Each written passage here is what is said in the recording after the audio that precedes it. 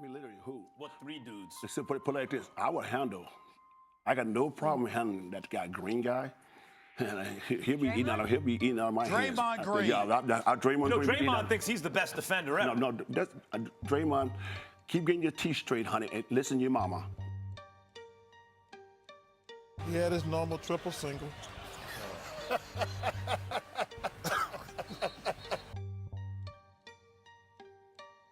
Draymond is better than Charles At ever what? was.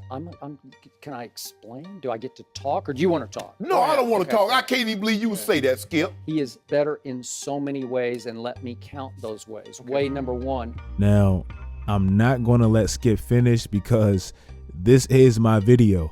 But as you can tell from the title, we're talking about Draymond Green, the infamous, notorious Draymond Green. Honestly, I've been thinking about this topic for a while now because Draymond is clowned by the majority of NBA fans, but his resume really can't be denied. Now, I'm not the biggest Draymond fan myself, but I definitely understand and appreciate his value and definitely his importance to that dynasty that was the Warriors. In this video, I'm going to try to make the case for both sides. Him being a little bit overrated and definitely him being underrated. And at the end, I'll kind of tell y'all my personal take on Draymond Green.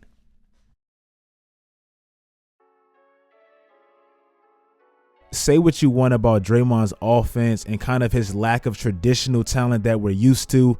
No one can deny that Draymond has been the spine of the Warriors dynasty. And to be honest, those championships in Golden State really wasn't where it all started. If you really look at it, Draymond has been a winner his entire life. He was just always a little overlooked. In high school, as just a sophomore, he averaged 25 points, 13 boards, 3 assists, 3 steals, and 2 blocks. And he led his team to a 26-1 record, and he won a state championship. And then the next year, they went 27-1. So that's winning at a dominant level. But as I said, he was always a little overlooked. Colleges really didn't believe in his unique skill set, so he was about a 3 to 4 star recruit coming out of high school. And when he finally got that offer from Michigan State, again, even in college, he had to fight and claw his way for a real opportunity. He played for the well-known, highly respected Tom Izzo. And if you know anything about Coach Izzo, he doesn't give anything to anybody. You have to work and fight for everything. So for Draymond's first 2 years, he pretty much spent them on the bench, and he kind of embraced it. In his sophomore year, he won Big Ten Sixth Man of the Year, but by his senior year, he was the star at Michigan State, averaging 16 points and 10 boards. And also, as I said earlier about him winning everywhere he pretty much went, he also led them to a Big Ten championship, and he was the Big Ten Player of the Year his senior year. So it's been a pattern. Draymond wasn't just some scrub that got lucky and landed in Golden State with all this talent. Like this has been a thing for a while now. And when he got into the NBA, he got drafted in the 2nd round, way overlooked again for kind of being undersized, stocky, not your traditional player. And that just gave him more of a chip on his shoulder. He can even name verbatim every player that was drafted ahead of him in the exact order, and it was like 34 of them. So you can see that chip and that drive never left. And as always with Draymond, once he got his first real chance with Golden State, the whole culture completely changed immediately. In his first 2 years, he started 13 out of 160 games, and they were a pretty decent team, making the playoffs, but never really making real noise. But by his 3rd year, you can call it coincidental if you want, he never played a game off the bench again, and that's when their championship run started. So it's been a pattern with Draymond Green. One thing I always appreciated about Draymond is his burning passion and his burning desire to be great, and he's pretty confident about it. Last year, he made headlines by calling himself the greatest defensive player ever. And while I wouldn't go that far, I can definitely argue that he's been the best defender in the league during his prime. Like we all know, He's not the quickest. He's not the most athletic. He's not that shutdown wing or that dominant big man.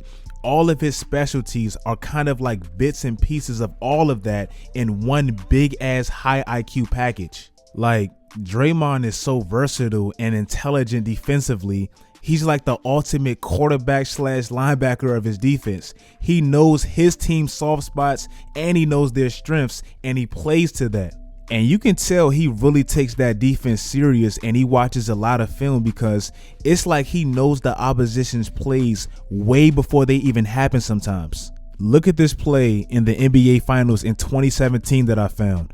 This is game 1, so you know Draymond is riled up because they just blew a 3-1 lead the year prior. As you can see, Cleveland is trying to get Steph off of JR and onto Kevin Love, which is a clear mismatch. LeBron, with his high IQ, he sees it and he recognizes it and he tries to take advantage of it. But Draymond, he sees it just like LeBron, and he makes an Ed Reed type of play on it immediately. That's the type of stuff that he does on a consistent basis that can't be overlooked. He really takes pride in knowing the other team's play ahead of time and acting on it accordingly. I would say during Dre's prime, he was definitely the best overall defender. Like, if I had to classify it, Kawhi and probably Clay, they were the best on-ball Scottie Pippen-like defenders. Rudy Gobert, he was probably the best interior protection. But Draymond was the most unique because he was the most multifaceted player on the planet defensively. He defends big or small. He defended the pick and roll at an extremely high level. He was easily the best help defender in the entire NBA because it was almost like he foreseen the play in his head before it actually developed. And stuff like that really can't be taught.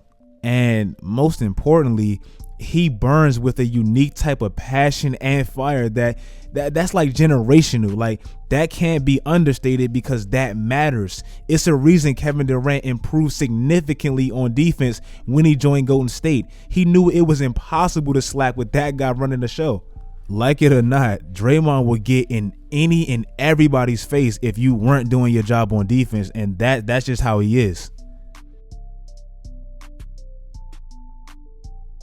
Offensively, I think it's no secret that Draymond Green has been the biggest beneficiary of all the talent Golden State had over the years. Draymond, he's kind of been known to run the show a little bit, orchestrate the offense, and he's really averaged a very respectable amount of assists during his tenure with Golden State in the championships and all that.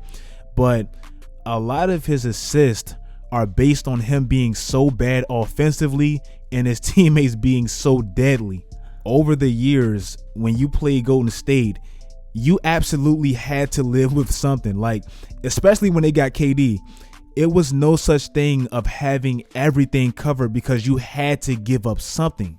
This is also why I think a player like Andre Iguodala, he had so many game winners and crucial moments. Most of the time, if you really look at it, he was butt naked open and he was just clutch enough to hit it. So respect to him.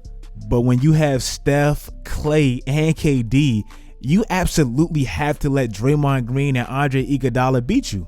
And if you really look at Draymond, especially his assist, there were so many times where defenders would be petrified of Steph or KD off a screen and roll. So two guys would dive to Steph and leave Draymond wide open. And he will basically have an open lane to either attack the rim or throw an alley-oop. And that's good on his stats, but that doesn't really take much talent for him. It's more the guys he's around. This is basically how Draymond averaged around 7 assists during their championship window. Also, you can see this is kind of why his field goal percentage has been so respectable, because all the talent around him, his opportunities were beautiful. Now, if you look at him this year without, as Barkley would say, his superheroes, his offense is basically non-existent because Draymond can't be Draymond without all those players offensively, and I think we all kind of know that. My personal take on Draymond Green, I think he is a little underrated. I know a lot of people clown him and all that stuff because he isn't the most, he's not the Paul George, Kevin Durant, LeBron type where he's going to get a bucket. That's not his game. A lot of the stuff he does well doesn't even show up on the stat sheet, and that's why I think he's a little underrated. Patrick Beverley came out like a few weeks ago and he straight up said, if you make it to the NBA, Everybody's not going to be Russell Westbrook, LeBron James, Kevin Durant. Sometimes you have to know your role and excel at it. Be a superstar in your personal role. Draymond Green is a walking example of that. Never had the most height, never had the most athleticism, the hops, the handles, all that stuff. He never had all that, but he mastered all the little stuff and made it work for him. You can't take that from him. I know a lot of people try to say he was an all-star by association and all that, but him being the heart and soul of the best team in the NBA repeatedly, I think he deserved every single one of his all-stars, and I think he earned it. With Steph, Clay, and Kevin Durant, somebody had to be the ugly bad guy that nobody liked. Somebody had to be that, and he took it and he embraced it. So I appreciate Draymond for that. That's pretty much the video. I want to hear what you guys think about Draymond. I know it's gonna be donkey emojis and all that stuff and, you know, clowning him, but I want some serious basketball people to talk about how they appreciate Draymond for the little great stuff that he does, because it is, you know, it's pretty great. If you guys like the video, like, comment, and subscribe, and turn on post notifications. Also follow my Twitter and my Instagram. That's the best way to get in contact with me and all of that. Do all that great stuff, guys, and until next time, as always, stay tuned.